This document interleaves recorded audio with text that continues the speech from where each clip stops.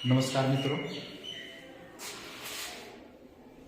हम एक सीरीज चलाए हुए हैं आप लोगों को झारखंड का टीजीटी पीजीटी के लिए, और इससे संबंधित जो ये एग्ज़ाम होगी उसमें इस तरह के क्वेश्चन पूछा जाता है। फिलिप्स वक्र बहुत ही इम्पोर्टेंट है और इससे संबंधित आपको क्वेश्चन पूछा जाएगा। तो आज के बाद हमको लगता है कि आप लोग गलत नहीं करेंगे। नॉर्मल सा एक सिंपल क्वेश्चन पूछा जाएगा। ठीक है, क्या पूछा जाएगा कि फिलिप्स वक्र जो होता है वो किसके किसके बीच संबंध को बताता है। एकदम ध्यान पूर्वक आप लोग सुनिएगा, देखिएगा, आज के बाद कभी भूलिएगा नहीं। फिलिप्स वक्र जो है, इस वक्र को सबसे पहले किसने दिया था? तो A.W. फिलिप्स ने दिया था। अब ये एक अर्थशास्त्री हैं।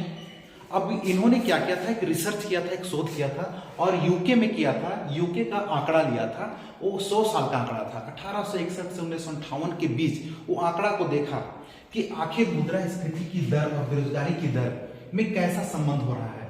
मान लिया जाए कि आंकड़ा को जब वो रिसर्च किए तो रिसर्च में वो उन्होंने क्या पाया? उन्होंने पाया कि यदि मुद्रास्फीति की दर जो है, मान लिया जाए कि 10% है, बहुत अधिक है, हाई है, तो बेरोजगारी की दर जो है वो मान लिया जाए कि 2% है। इसका मतलब ये हुआ कि मुद्रास्फीति की दर बहुत ज्यादा है तो बेरोजगारी की दर बहुत कम है, 2% है। मीन्स 98 लोग जो हैं वो रोजगार में लगे हैं, मात्र 2 ही लोग जो हैं वो बेरोजगार हैं।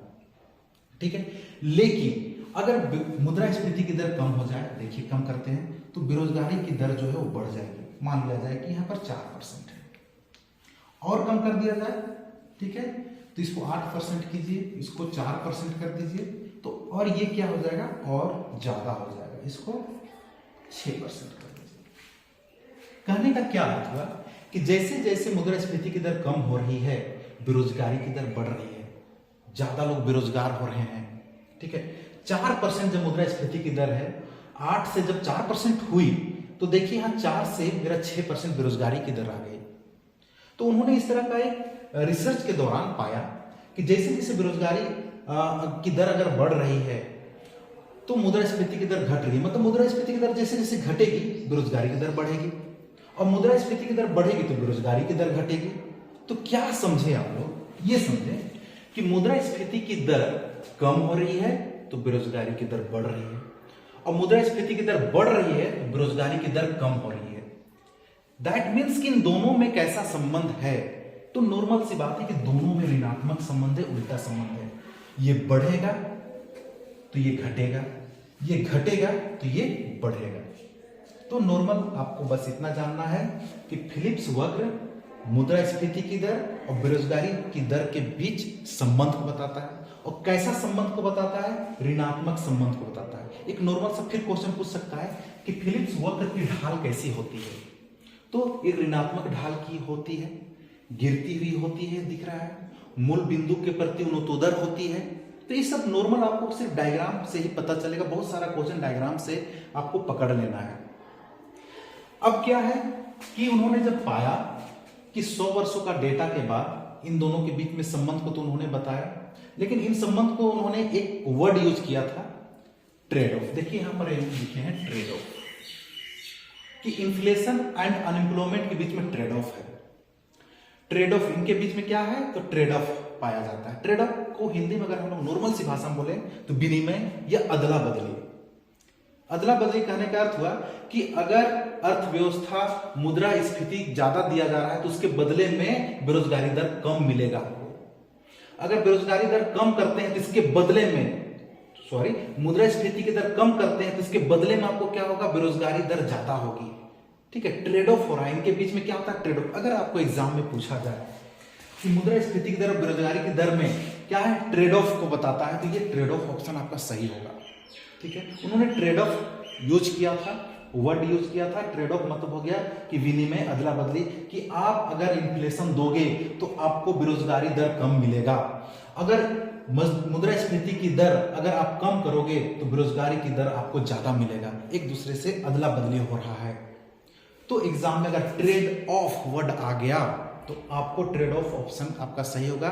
मीन्स आप इन्फ्लेशन अगर आप बढ़ाते हो, अर्थव्यवस्था को इन्फ्लेशन देते हो तो बदले में आपको बेरोजगारी दर कम मिलेगा। अगर इन्फ्लेशन को आप कम करते हो तो बेरोजगारी दर अधिक होगा, बदले में आपको क्या मिलेगा? बेरोजगारी की दर अधिक मिलेगी। अब एसी फिलिप्स ने इस बात को उन्होंने अपने शोध में बताया। अब क्वेश्चन है कि आपको पूछा जाएगा कि फिलिप्स वक्र, फिर से ध्यान से सुनिए, फिलिप्स वक्र किनके बीच संबंध को बताता है? तो मुद्रास्फीति की दर और बेरोजगारी की दर के बीच के संबंध को बताता है। क्वेश्चन नंबर 1 एक याद हो गया। फिलिप्स वक्र की ढाल कैसी होती है? तो ये ऋणात्मक ढाल की होती है, मूल बिंदु के प्रति उन्नतोदर होती है, कॉन्वेक्स होती है, ठीक है। और ये जो है वो अल्पकालीन फिलिप्स वक्र है, क्योंकि इसके आगे का जब आप पढ़िएगा तो फ्रीडमैन ने बताया कि ये अल्पकाल के लिए है, दीर्घकाल में ऐसा फिलिप्स वक्र नहीं होगा, जो कि नेक्स्ट वीडियो में आप लोगों को बताएंगे कि दीर्घकाल में आखिर फिलिप्स वक्र होगा कैसे। तो फ्रीडमैन ने बताया कि ये अल्पकालीन है, अल्पकाल में। तो अगर आपको क्वेश्चन पूछा जाए कि अल्पकाल में फिलिप्स वक्र की ढाल कैसी होती है, तो ये देखिए कि बाएं से दाएं गिरती हुई ढाल की होती है और मूल बिंदु के प्रति उन्नतोदर होती है। तो दीर्घकालीन फिलिप्स वक्र क्या होगा, जो नेक्स्ट क्लासेस में हम लोग देखेंगे कि दीर्घकालीन फिलिप्स वक्र की ढाल कैसी होती है। तो उसकी ढाल जो होगी इस तरह से होगी, वो वर्टिकल होगी, इस तरह का होता है।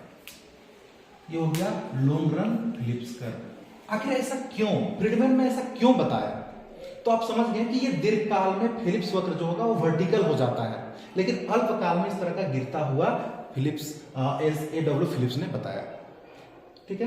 तो इन दोनों की चर्चा हम लोग विस्तृत नेक्स्ट वीडियो में करेंगे और बहुत ही इंपॉर्टेंट जानकारी देंगे, ताकि आपका क्वेश्चन यहां से गलत ना हो, एकदम आता ही है एग्जाम में, ठीक है।